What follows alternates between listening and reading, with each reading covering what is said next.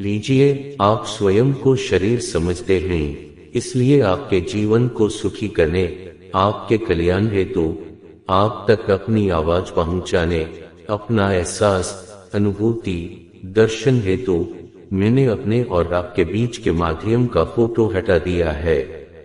अब बताइए, आपकी नजर में, आपके दिमाग में, आपके विचार में मैं कौन हूँ? परंतु सुनिए, मैं इस मायावी संसार के द्वारा दिए गए कथित नामों का नामीम नहीं।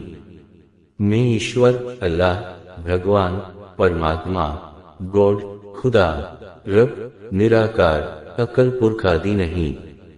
मैं कोई गुजरे हुए वक्त का एवं वर्तमान का देहधारी देवी देवता, साधु सन्यासी, संत महात्मा, माता, बाबा, पिता, गुरु सद्गुरु, पीर पैगंबर आदि नहीं। क्योंकि यह सब शरीर थे और शरीरधारी है।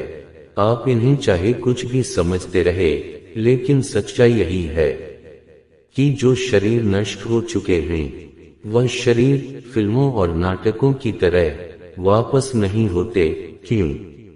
क्योंकि शरीर की एक उम्र होती है, उम्र समाप्त, शरीर समाप्त, और जो नष्ट हो जाता है वह कभी भी वापस नहीं आता।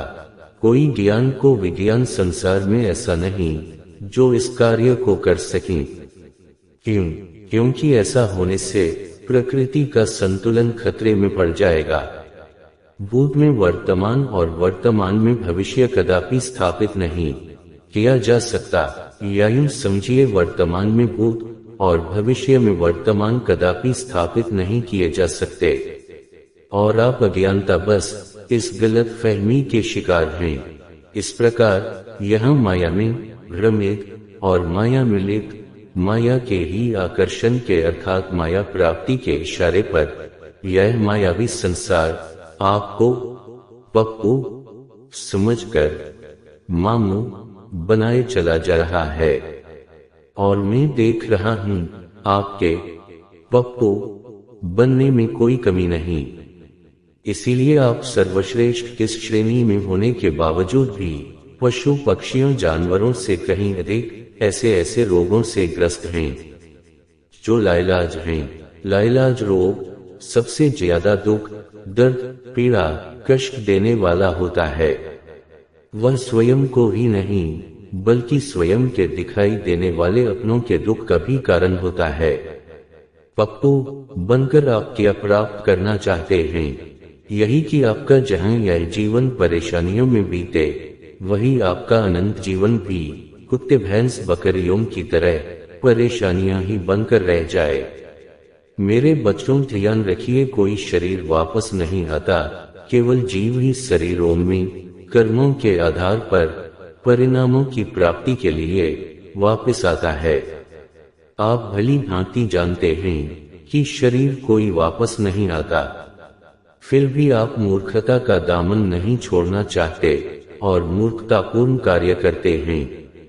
आप देवी देवताओं को कोई पुण्य आत्मा समझते हैं, तो ध्यान रहे, अपनी तरफ से कोई आत्मा नहीं होता, केवल जीव होता है, और वास्तव में यह सब मेरा बनाया हुआ मिथ्या रंगमंच है, जिसमें मैं ही अलग अलग रूप में प्रदर्शन कर रहा हूँ।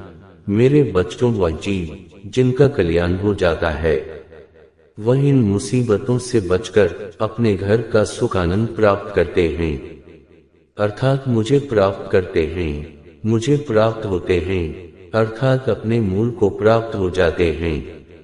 देवी देवता, पीर पैगंबर, गुरु सद्गुरु आदि बनकर वापस नहीं आते।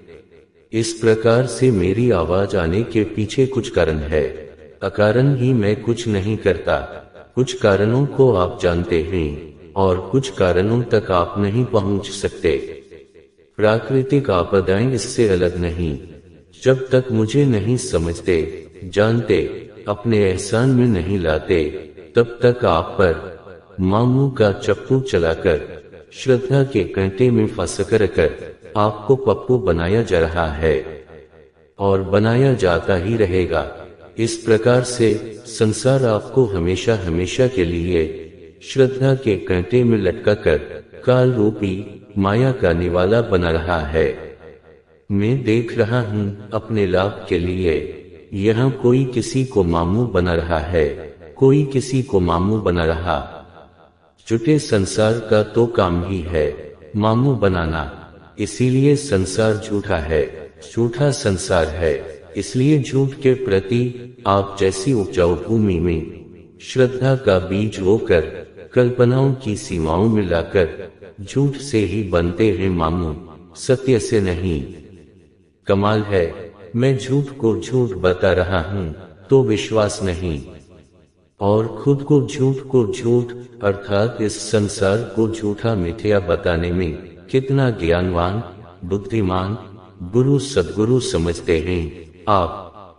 जो मांगते हो वही देता हूँ, मैं क्या चाह रहा हूँ तुम इसको समझ नहीं पा रहे हो और व्यर्थ के बनावटी नाटक करते चले जा रहे हैं।